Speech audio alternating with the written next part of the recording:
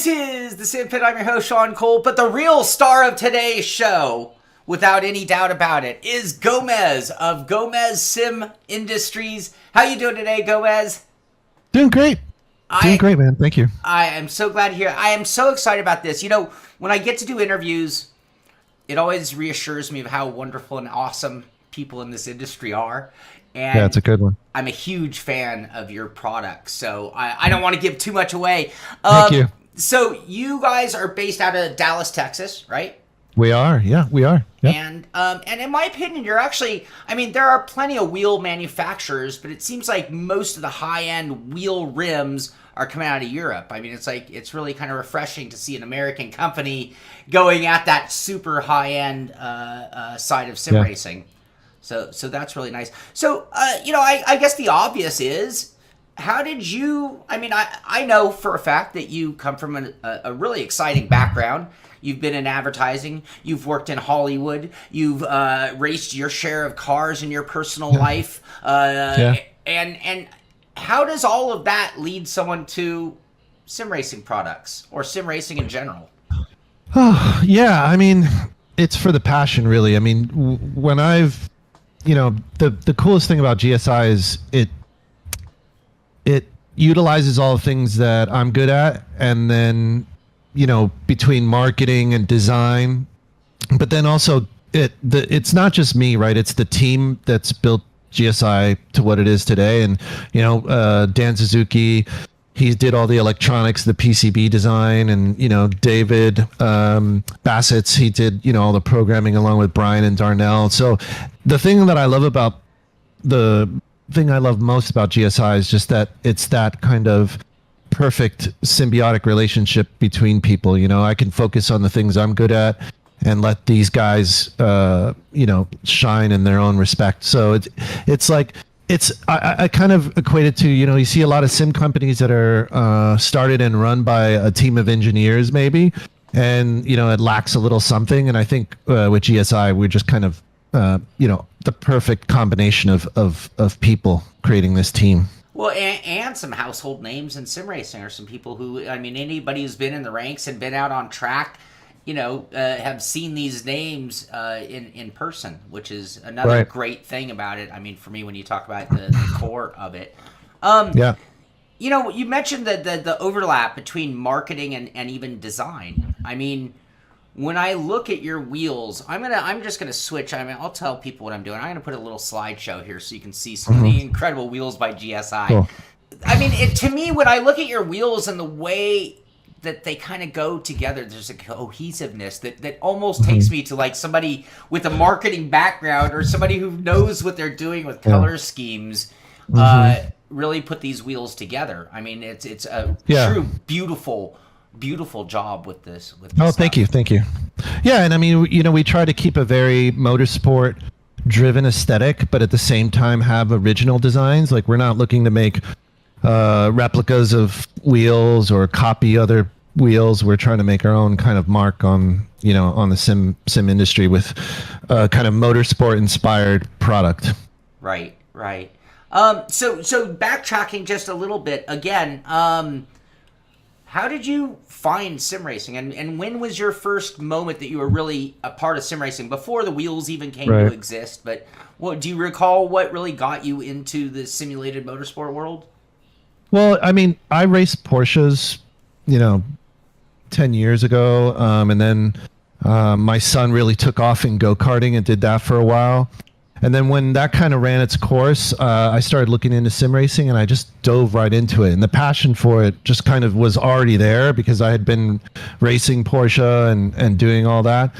And, I couldn't, to be honest, I couldn't afford racing Porsche Cup and a go-karting, campaign with my son. So I let him do that for a while. And then I was like, this looks affordable. This looks fun. And I couldn't believe how much of that same feeling I got racing Porsches as I did in the sim, racing real people and kind of competing at getting to a higher level within the sim. So that kind of itched that that need for me to race and be competitive. Yeah. And that's kind of like how I got into sim racing. Was going back to racing real cars was probably not. It's financially, it's just not like the smartest move. So I was like, let's do something that I can do at home, and I didn't have to travel as much and whatnot. So that's definitely how I got into sim racing, and it's just been amazing ever since. Right. So I'm going to go out on a limb here and guess that like so many people have started companies in sim racing. Was your first wheel that you built for you? Yes. Yeah. So the first wheel I built was basically, anytime I get into something, I get a little bit maniacal about. I go overboard, right? So I have to, I study everything like most sim racers. I always call sim racers like the pickiest consumer group because they examine everything, and I was one of them. I'd studied everything. I watched your shows. I would study up on product. I would look at reviews, and then after a while, going down that road, I was like, I think I can make this a little bit better. So I started getting into designing and prototyping some of my own stuff and using it on my own. And then since back before I was in advertising, because I directed television shows and TV commercials for the last 20 something years. But before that, I owned a skateboard company. And I sold that to a company called K2. They make skis and whatnot. Sure, K2. Yeah. But with that experience, I still had all my contacts on the factory level and like product design and product manufacturing. So one day we were out on a bike ride, and I was like, I think I just need to take this and do it the right way and do it fully, factory made and get everything done proper. And my wife's like, you're crazy, who does this for a single wheel? And then I was like, well, maybe we'll sell a few. So then I made a really small batch, and then it was just like boom, it was off to the races, no pun intended, but it kind of took off straight away. So I was like, all right,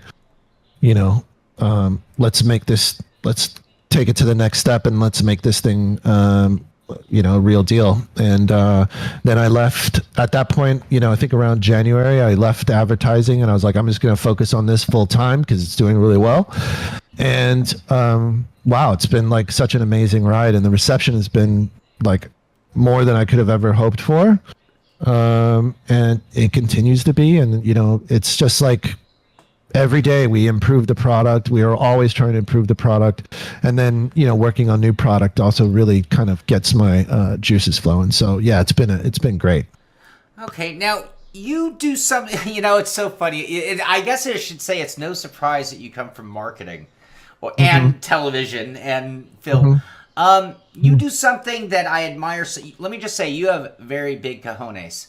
And what I'm about to say, you actually, and I'm going to show people what I'm talking about here, you actually stream the build of the wheel live. Now, I used to be a bicycle mechanic, and I hated when people watched me work on their bikes. Because sometimes it gets ugly, and it doesn't look pretty. And so... believe me, that happens. Yes. And so... you doing this is remarkable. I mean, I have a friend, I'm not going to name his name. He owns one of your wheels, and it's one of his most prized possessions, I will say. And he talked about actually literally watching his wheel being built and even little changes that were being made in the way because he was interacting with you. What led to you doing this? I mean, it's an amazing thing for anybody who would want a custom product like this. Excuse me. Yeah. So I streamed iRacing before. And the only bummer is that this thing's done so well that I don't get to stream iRacing as much as I did before. But I was always streaming just my racing. And then I decided, well, if I'm going to do this full time, why not stream me building the wheels, So I started streaming, building the wheels. And now, mind you, I don't build all the wheels myself. So, there's Adam and Hassan and Kyle back there, making wheels. But the wheels that I do make, I stream, so it's been great because I think another thing that I loved about our company too is like the level of transparency that we've had, and just being upfront with people. Like, okay, this is how the wheel's made. Here are some of the limitations. You know, like, and it gives people a place to kind of interact with us and see what goes into making a wheel. You know, see the components and the care and the craftsmanship that each, you know, goes into each wheel.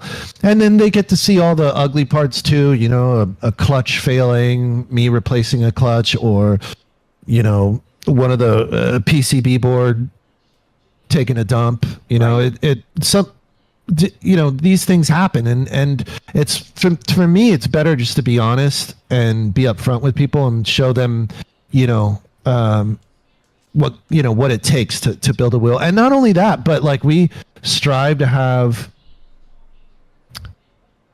every day I wake up and I think, how can we have better customer service, right? And one of the things that I'm always thinking about is what I hated the most, especially when I got into sim racing, is not getting a reply to my email, or not getting someone to at least acknowledge that I existed, right? Yes.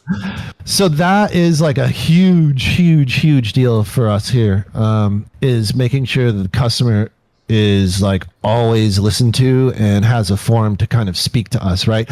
So the stream helps with that, right? Because even there'll be times where I'm streaming and someone might come in the chat and be like, hey, I have a problem. The wheel doesn't recognize the left clutch, or or I'm having an issue with SimHub and I need to help with this. And I'll just stop for a second, help them out.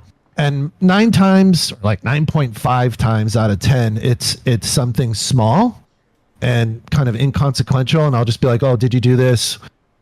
You know, like, oh, did you install the driver for the screen? Oh, I forgot to do that. Let me do that. Okay, everything works.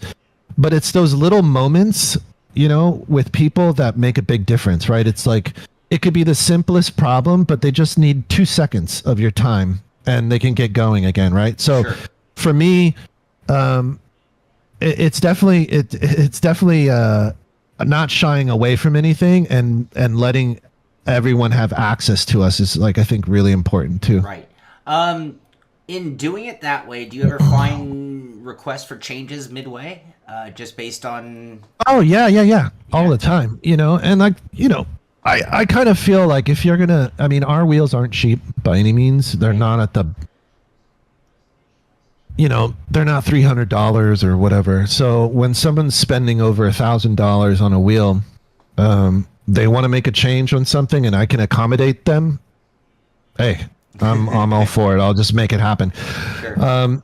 You know, there's some things that, you know, people, you know, ask for that aren't just like physically possible. You know, like changing the location of where the 7-way switch is or something like that. But for the most part, anytime they have a request, I you know, we try to accommodate them as fast as we can. Right. Can you tell me a little bit? I mean, I'm going to play. Actually, you know what? I want to play this video here in a while. Can you tell me just a little bit? Take me through your product liner. I mean, basically, some of the options that you do have available for people. Right. So we have 2 models. In kind of various different colorways, and then also we have the GSI configurator, wheel configurator, so that you can like go on and change all the words on the wheel. You can change all the colors on all the labels. You can change the rotary colors. You can change the button colors. So it's like a full custom build, and you can do that. And so our kind of flagship model is called the FPE, or Formula Pro Elite, for you know, for the acronym definition. And then the next one is GXL. So it's basically the same model, one with a screen, one without a screen. And then we offer it, you know, with dual clutch, without dual clutch, you know, carbon fiber paddles, aluminum paddles. There's a lot of different things that you can kind of switch it up and you know, make it your own. And I think that's another big thing, kind of selling point that we had early on, was the level of customization that you could do to the wheels. You know, because one of the guys on our team, Brian, kind of executed this idea that I had, where I was like, you know, what if someone can come to the website and just like a car, they could pick the interior and they could change the color of the rims and they could do this and I mean, I think it's been and when we came out with the configure, I was like, oh, this is going to be somebody, this is going to be imitated straight away, and it has been, and it's flattering, but yeah, it's been great to see that kind of take off. People really love making their own kind of statement with the wheel. And being able to give them that customization is really cool. Sure. I think back to beginning days of BMX. It's not beginning days of BMX era when or even Harley Davidsons, and it's just like in especially when you're paying good money, like you said, having it be one of a kind. I mean, sure, it's just like even like fine automobiles. It's like, sure, we all have the same series, but mine is extremely unique because I have this particular trim, this wood source that was only in mine, and I think that goes a long way. Now, yeah, you looking at your choices, you have amazing, obviously somebody with an artistic eye, color schemes in the stock, we'll call them, ones you have available. Do you ever get a request and you're like, oh, that is unsightly? I would have to say, I don't think I've seen. Only one time I saw a customization that I was like, I don't know about this one. But then when I saw it like in real life, like come to life, I was like, damn, this is really cool. So I haven't seen any like really disastrous designs come in from people. Someone did, as a joke, made the ugliest looking wheel they could and put it in our Discord and called it the Butterface, and we all were dying laughing because it was atrocious. But yeah, with the customizer you can do anything. Right. Atrocious but functionally perfect. Mm-hmm. Now, I understand you have a very, very big fan and a very big name using your wheel. So, Tony Kanaan, I actually see him holding a red and black one, but I know you also have a Tony Kanaan model with a Brazilian paint scheme. How did this relationship come to be? Well, funny thing, first off, Tony Kanaan is probably one of the nicest human beings you'll ever meet in your life. He's been, he's a friend now, and I was stunned when we first started GSI. I get little alerts on my phone, right, when a sale comes through, and it's like, you have, new sale from blah blah blah, living in da-da-da. And on my phone, it's all, you have a new sale from Tony Kanaan from Indianapolis. And I was like, what the? And I was like, and he didn't ask for a discount. He didn't ask for anything special. It wasn't like, oh, can I get ahead of the line? Because we have a 6 to 8 week lead time, which, by the way, that's coming down now with everybody working here. But, yeah, he was just like everybody else, just the guy. And then, we started talking, and, he probably has like 10 or 12 GSIs now. Wow. And he's, the whole thing with his model coming about, I just had the idea of, because, when I had my previous companies, we had a Tony Hawk model and a Bam Margera model, and we had all these pro models, and I was thinking to myself, why don't we make a version of the Formula Pro Elite and the GXL, but with your color scheme and your naming convention and all that other stuff. And yeah, he was super into it, and it's just kind of really taken off. I mean, I'm probably, I have this huge order to do of just all his wheels, and yeah, it's been great. I mean, Tony is, I kind of consider our team and our customers as an extended family, and he's just such a close part of that. Awesome. Yeah. Okay, so maybe you can correct me on something. So for 1,000 years of doing a show now, I've talked about buttons, and I've talked about paddle shifters, and I've used the terminology, this is my wording, and I'm just dying for you to tell me the right way to speak this way. In judging I call it the positive click. Yeah. I'm just, it's something for me that is really a big deal. Like, there are just some dead fish buttons that I don't like putting my fingers on. Sure. What is the right terminology for judging that tension? I mean, there is no really right term. I mean, a lot of people call it, tactile, like the tactile level.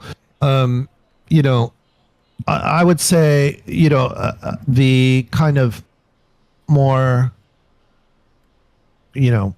academic terminology for it is gram force. So like you might see a button like on our new wheel, we're having our button is 500 gram force pressure, right? So and that's different than tactile or audible click. There's different levels of that, because you could have a button that's really soft and make a clicking noise, Right. or gram force is definitely the force that it takes to engage a button, and also the rebound.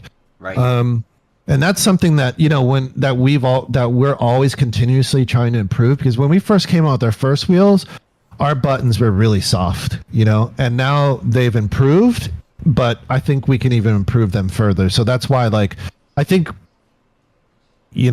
most buttons on most regular wheels about 125 gram force, but on our new wheel, we're going to have them at 500 and something, and they even go all the way to like 650. But at a certain point, you kind of have to make a decision what feels the best. All right. So it is something you're very critical of, really, when yeah, sourcing. there's a few things that we're critical of. One is material finish, how the wheel feels in your hand, and it's kind of like, the way I equate it is like a wheel to me is kind of like the total sum of its parts, right? It's not how one button feels or one rotary feels, it's how they all feel in unison, and how they feel in your hand, and like the weight of the weight of the wheel. I kind of equated to like, and no offense to like Honda Civic owners, but it's like, when you close a Honda Civic door, it's kind of has a little more of a tin can kind of sound to it. Sure. But then, if you ever close a Mercedes Benz door, it has that like nice like thunk, and you just feel like you're in something that's like quality, right? Yes. And that's kind of the same thing with our wheel. Our wheel's a little bit, heavier? Yeah, sure. It's like 4 pounds, but when you pick it up and feel the quality of the wheel, it is like, has that kind of, that level of fit and finish that we feel like, makes a high-end product. Like closing a something. Mercedes door. No, that's a great analogy. Yeah. And when you think about it, you said it perfectly, though, is the sum of all the parts. Because when you talk about the inexpensive car, it's like, hey, the door is a functional door. Yeah. But the hinge isn't as precise. It has zero sound deadening. The materials for the interior are not, and the end result is not only the clunk, but it's also how solid is the armrest. How long will it last? These other factors. So speaking of materials, all that color, is that some sort of 3D wrap? Where on the wheel? Yeah. How do you get all that color? No, this on here? Yeah. No. So these are just, they're just labels, which kind of like you see them here. Okay. Excuse me. Yep. So they get applied to the wheel, but the wheel is carbon fiber, right? And it starts off like this, which is just a sheet of 5mm carbon fiber, that's right? very thick, though. Yeah, really thick. And we made it that way so that there's no flex. Like if you notice, like if you can take I'm kind of doing it with all my strength here. It doesn't bend, right? So we start with a really thick piece of carbon fiber, and then the handles. This is what I'm really dying to know. Yes, the handles. Yeah, the handles, and I wish I had a video. I show it on my stream all the time, but the handles are it's called overmolding. So they're actually they're put into a mold, and then these are silicone.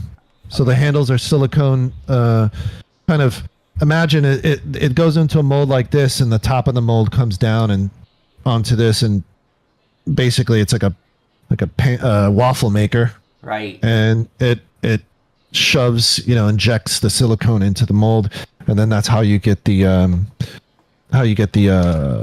handle. I mean, you can see it right here. That's a serious process. Yeah. No, it's quite the process, and just to get the mold, made, it's big investment, but we can do 150,000 hits to the mold, so that means like about 150,000 units before we have to remold. Well, they wear out, right? Yeah. So like the mold would wear out and whatnot, but yeah. Sure. No, like dye and make it. Yeah, I totally get it. Yeah. So with that type of a grip, are people using these wheels? Are they running in gloves? Are they running barehanded? No, like most people will always say they can run it with gloves or without gloves. Now, the cool thing about silicone is it's heat resistant, right? So it stays pretty cool to the touch. It doesn't like your hand, the heat from your hand doesn't transfer and conduct as much as like say another grip would, like a leather grip or something like that.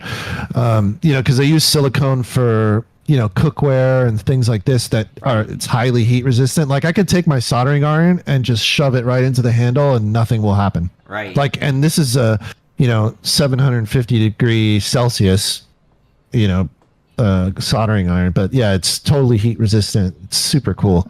And I think it's like the best solution for a racing wheel handle, because Alcantara looks cool for like 2 seconds, and then after a week it's matted down, it's terrible, it smells, it's gross. Even if you wear gloves, it still wears. No, it's still.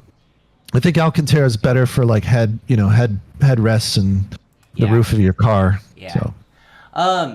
And the back cover, is that, I'm assuming that's aluminum on the back? Yeah, that's aluminum. Let me see if I can grab one real quick. I mean, but that's a very precise shape for aluminum, so...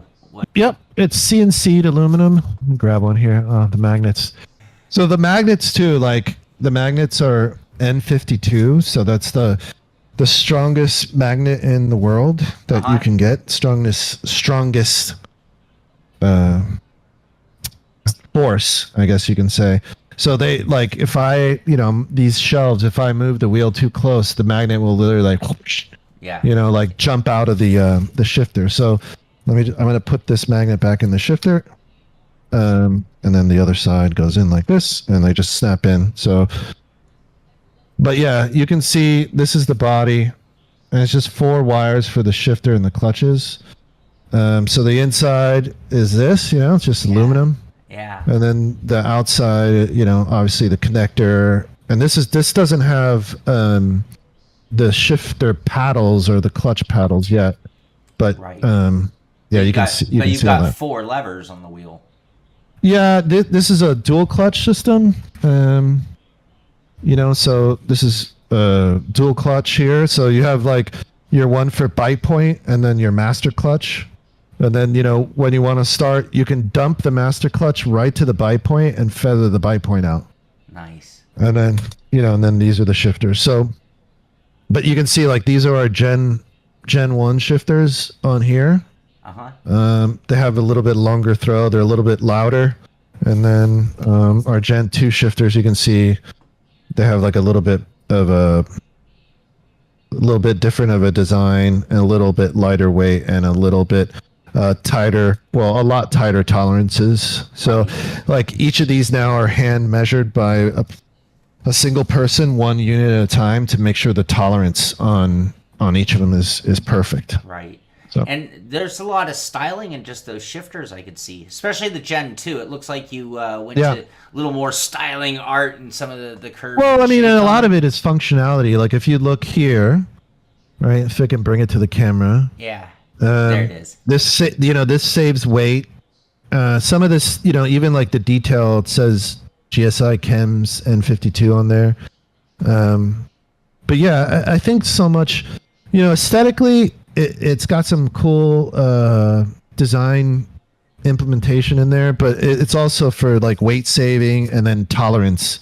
Like tolerance is something that we've been really kind of getting a little crazy about, which is, during the manufacturing process, if something is, say 10 millimeters wide, out of 1,000 parts, some might be 10.005 big, or so the variance could vary from a 0.5 millimeter forward or 0.5 millimeter backwards, smaller or bigger. Yeah. So now we have all the parts measured so that the tolerance is really tight, which, the parts are connecting and kind of coming together as tight as possible. Sure. Well, in the case of a shifter, it means moving freely and at the same time not wiggling. Because if those tolerance, if you're on the opposite side of the tolerances, you could be looking at a wiggle that actually be to the point of distraction.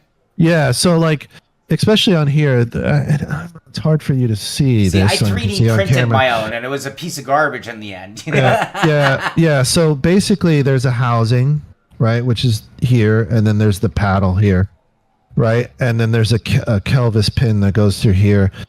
So if this paddle is a 0.05 millimeters too small, and then this housing is 0.05 mil too big on the inside, then that multiplies that effect, right? Yeah.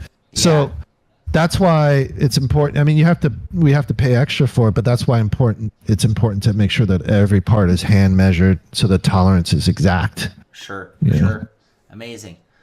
So now the whole way this interview came to be was that you met up with Ameer, who was out at the ADAC Sim Racing Expo. Yep. Was this your first time going to the expo?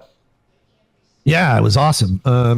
It was our first time. We were a little hesitant to go at first because of COVID and all that other stuff. And we thought, maybe no one will show up, or, that travel restrictions or whatever. But at the end, we decided to go and kind of plant our flag, if you will. And man, it was overwhelming. The reception was like, not only from everybody at the show, but all the competitors, came over, congratulate us, and tell us how great the product is, and it was just such a warm reception. I can't tell you enough how great a time we had there. It was awesome. Yeah, I bet, and I can only imagine what people. I'm showing a clip here of the wheels and all the wheels that you brought there. Amazing selection. I can only imagine what people's reaction were.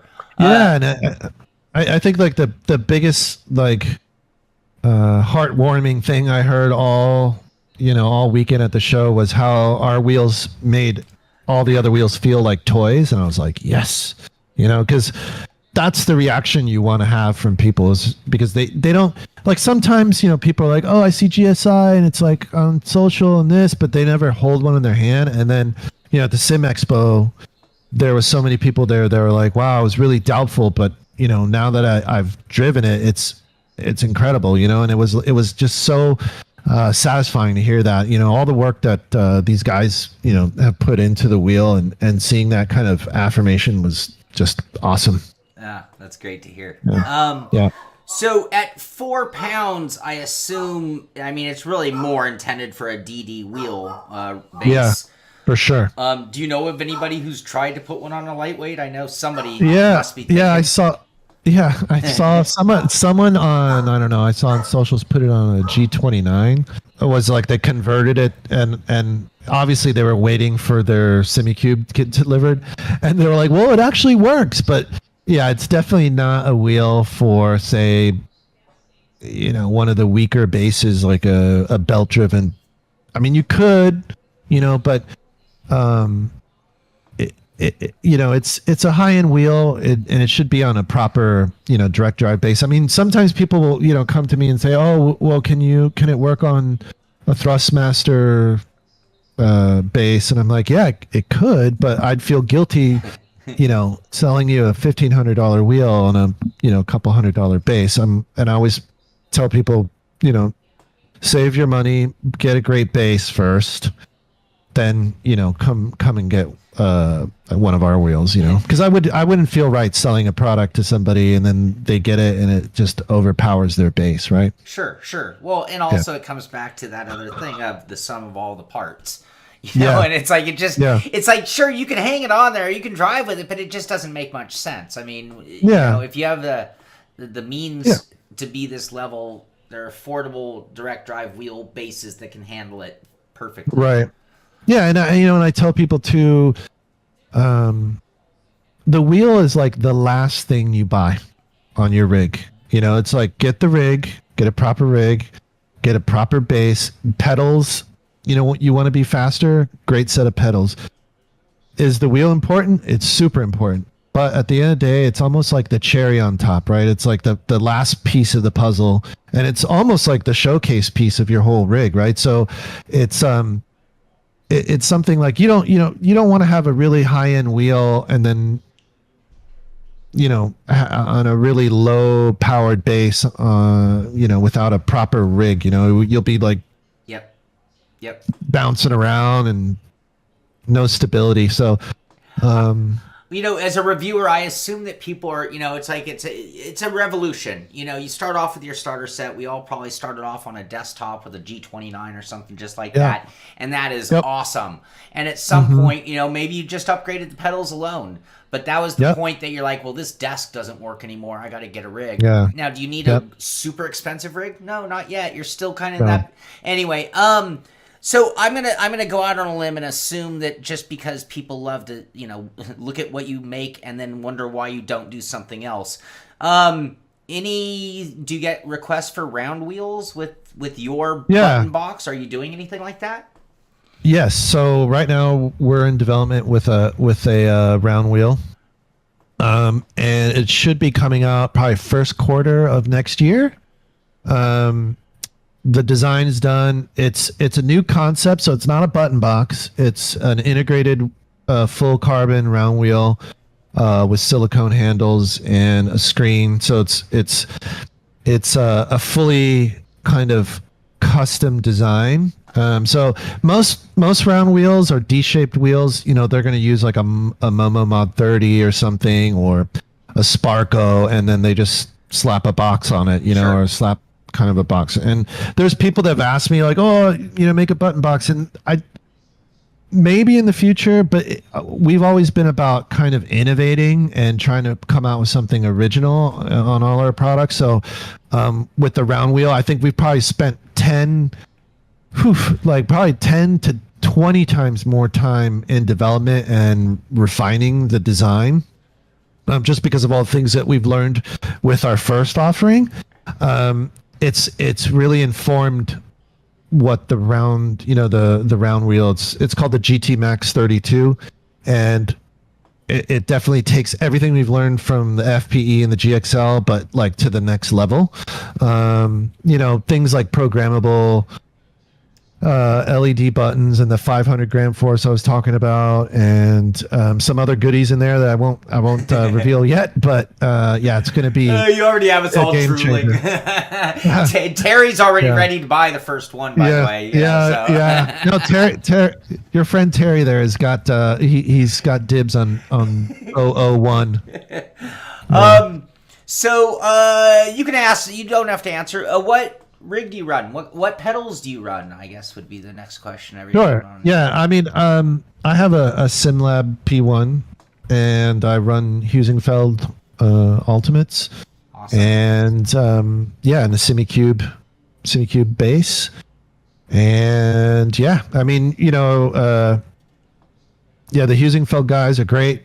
They make an amazing product, and the SimLab guys as well. I mean, they're kind of what I've been running since day one is those two companies. So they're both both great guys, great group of guys. But they make excellent product. Yeah, a wonderful setup. Many people would like it. And then like you said, the cherry on top of the perfect cake would be putting one of those Gomez Sim Racing wheels on it. And there's here, I'm going to put this one.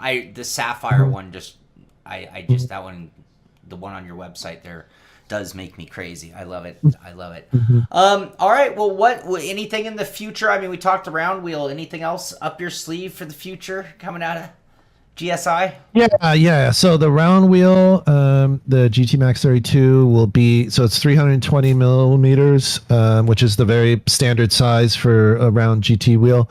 We're coming out with that. Then there's going to be, that'll be the first quarter of 2023, and then kind of more in the summertime will be the screenless version of that. So, the first round wheel we come out with will have a 5-inch screen integrated into the body, and then we're coming out with the non-screen version. And then at the end of 2023, we have kind of like our halo wheel. It's called the Hyper P1, and that'll be the most advanced sim steering wheel ever. So that's a pretty bold claim, but that's what we're aiming for. And the design is pretty, I think you're going to love it. It's, wow. It's like taking no, we're not holding back anything, right. So it's kind of more of an experiment to see how far we can push the technology that's currently available.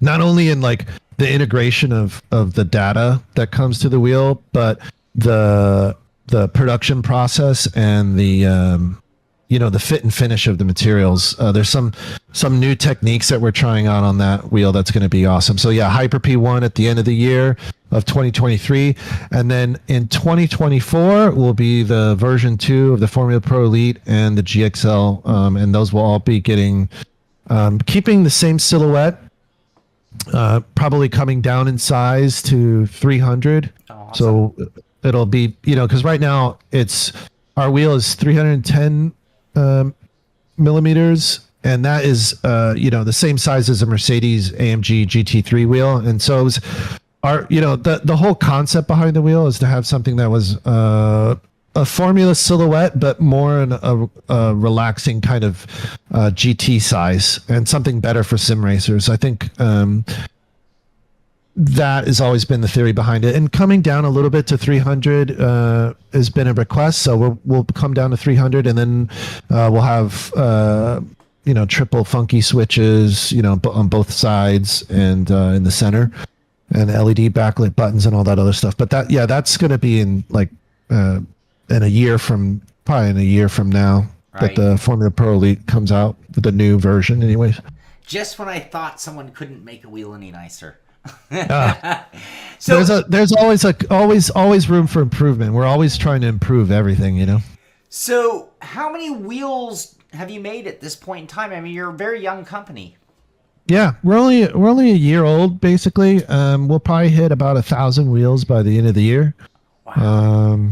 I think there's probably right now 750 wheels in people's hands right now.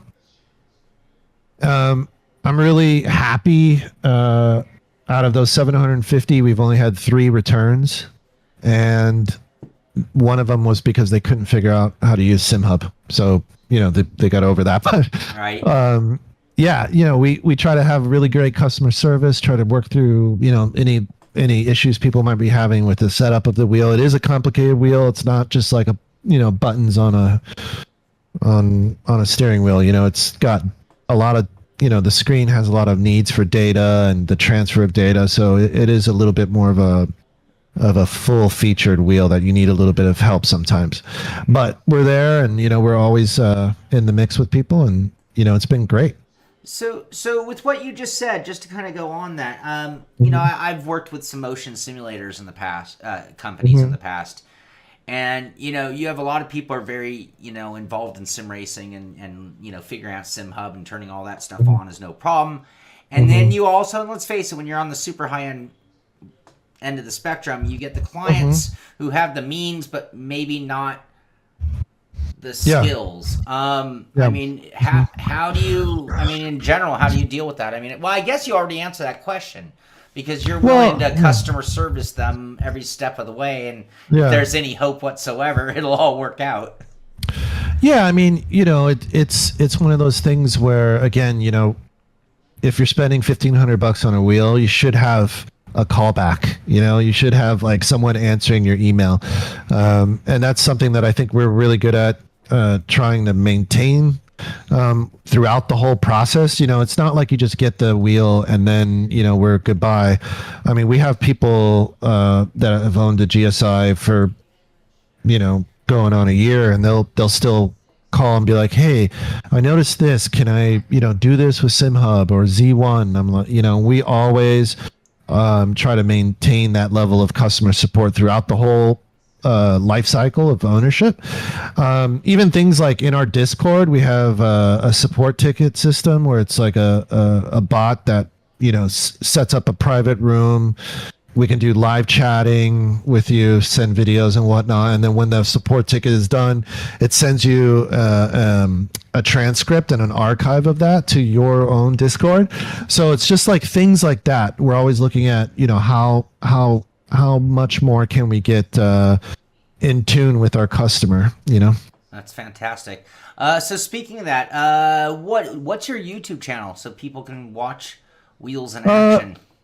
Yeah, we're mostly on Twitch, and it's Okay. just Gomez Racing on Twitch. YouTube channel just has like one video or something like that, but yeah, we're mostly on Twitch every day, pretty much from like 10 to 6. I'm here building wheels. We're moving to a warehouse, and once we get there, I'll have cameras set up, throughout the warehouse to see all the other guys building and whatever else. But right now it's just me. And then you get to meet the other guys as they walk in and say hi. I've seen a few of them walking by here during the stream. Yeah. And then, of course, they can check you out at GomezRacing.com. No, it's right? Gomez. Yeah, no, it's Gomez Sim Industries. Thank you. Sorry. Yeah, Sorry. Yeah, no worries. GomezSimIndustries.com, and yeah, check us out. And you mentioned your Discord channel. Is that a closed group for customers, or is that open for anyone? It's open for anyone. There's I think we're going to be reaching like 2,000 here probably soon. So pretty active group. You can go to our website, and down at the bottom there's an invite link for the Discord. Awesome. Perfect. Yeah. Well, Gomez, thank you so much. I am just one of your big admirers of your work. Thank you. I always talk about the artistic side of sim racing, and I say it all the time. We're in this black on black on black. Like everything is just painted black in sim racing, and it's just time to have something a little more exciting. Oh yeah, let's see the. Oh, I gotta. And he's like, "What are you doing? What are you doing?" Oh, look at you, buddy. Hi. He's a GSI mascot. Oh, he is a cute dog. He's like, but yeah, that's Nico. But he's got his bone on the ground here, so he's like, give me the bone.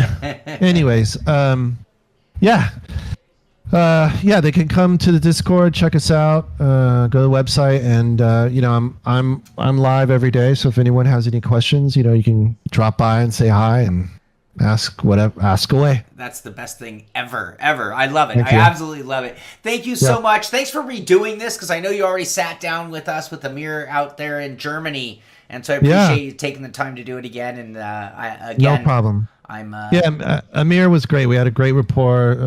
You guys got a great crew there, and I'm a big fan. Awesome. Thank you very much. Thank you. All right, everybody. There you have it. Gomez Sim Industries, probably the nicest steering wheel that you're going to see anytime soon. Just absolutely gorgeous work, handmade, and what could be better than watching your own wheel, your custom wheel being made just for you. So that's going to do it for this one. I hope you enjoyed the show. Be sure to subscribe to the channel. You find out when we go live or put out a new video, and be sure to give a thumbs up if you like what we did. And if you want to give us a thumbs down, that's fine, but you got to tell me why. This is the Simpit. I'm Shaun Cole, and I'll see you on the track.